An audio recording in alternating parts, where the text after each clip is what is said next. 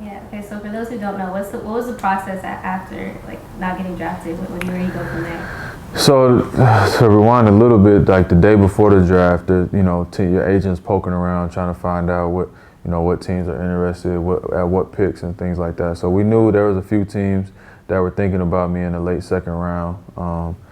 And to their credit, to our credit, the teams were kind of honest about it. Like, look, we'll pick you, but we want you to do a few years in the D League or go overseas, draft and stash kind of thing.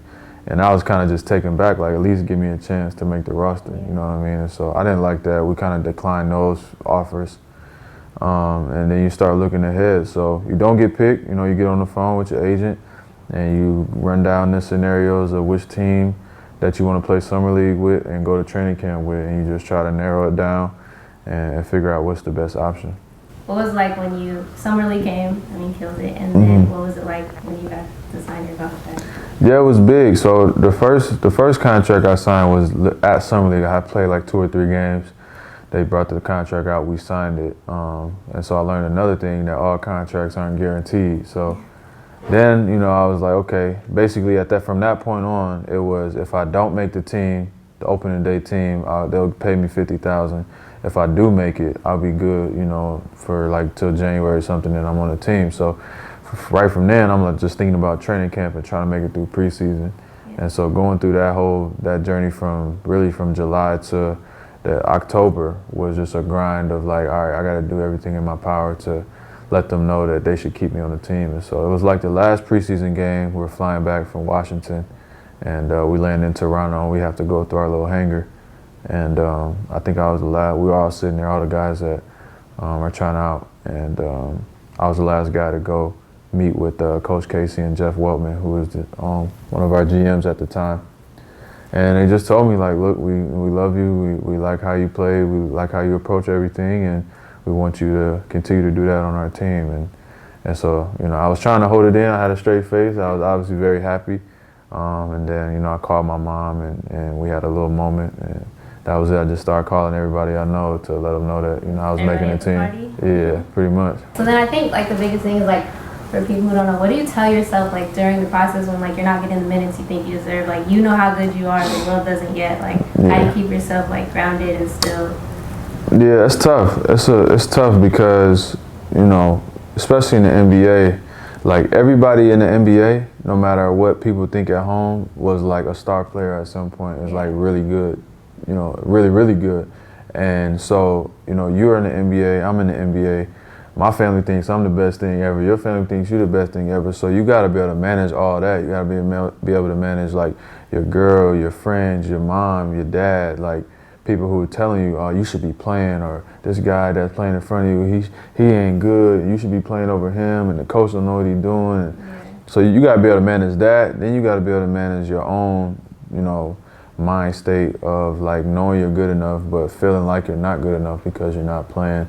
And you just got to work through it. That was my biggest thing. I just kept working, and I really accepted it. Like, I'm not playing because I'm not good enough. You know what I mean? I'm just not playing because it's not my time yet. It's not my opportunity. And so I just kept working, kept grinding. Every chance I did get, I tried to make the most of it.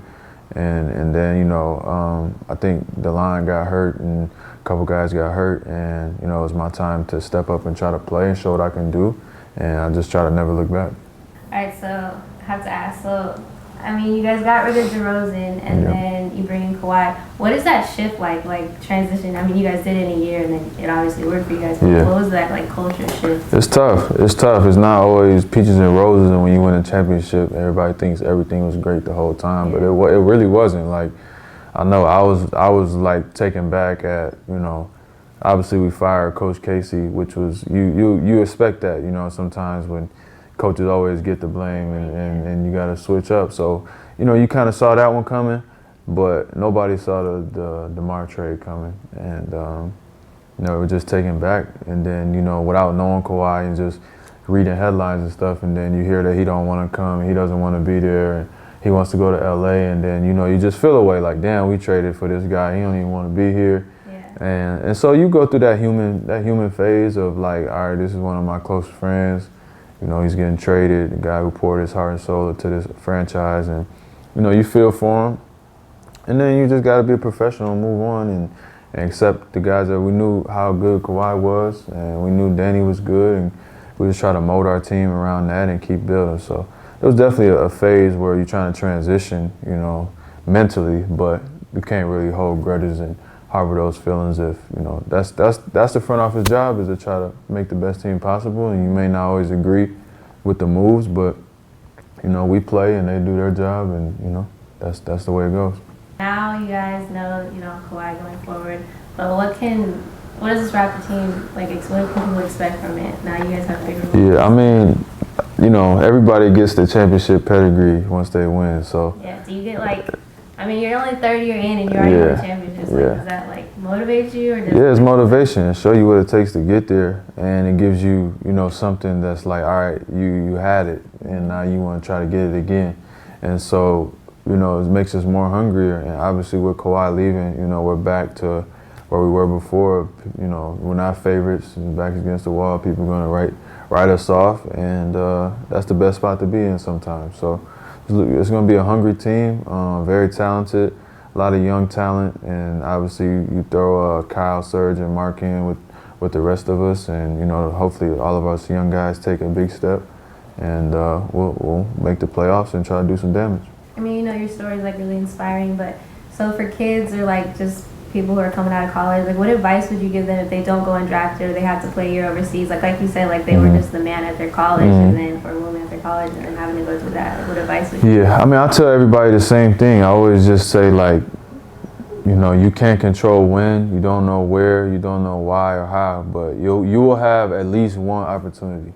Most guys, if you're good enough, you know, you'll have at least one opportunity. And so all you can do is be prepared when that time comes. You know, you can't control anything else. You can't control injuries. You can't control whether this team likes you, that team likes you. You know, you just got to keep working. And the best thing about the NBA is you can't hide forever. So, you know, the guys that's in there off the politics and all that BS, they'll fall out slowly over the years and people won't remember them.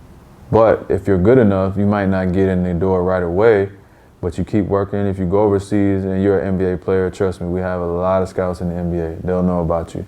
I mean, if you didn't get drafted and you're good enough, trust me, they will know about you. So you can't fall down that, you know, that hill, like, of feeling sorry for yourself because you feel like the world's against you or the politics or whatever. You just got to keep working.